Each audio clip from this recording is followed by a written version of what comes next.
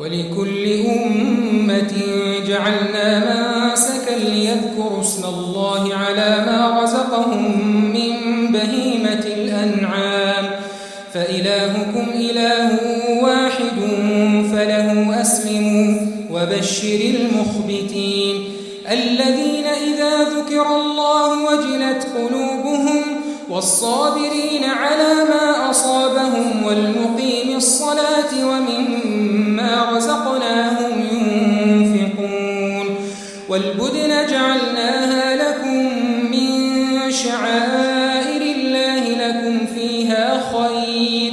فاذكروا اسم الله عليها صواف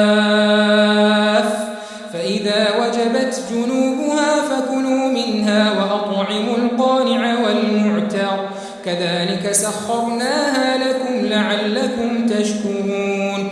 لن ينال الله لحومها ولا دماؤها ولكن يناله التقوى منكم كذلك سخرها لكم لتكبروا الله على ما هداكم وبشر المحسنين إن الله يدافع عن الذين آمنوا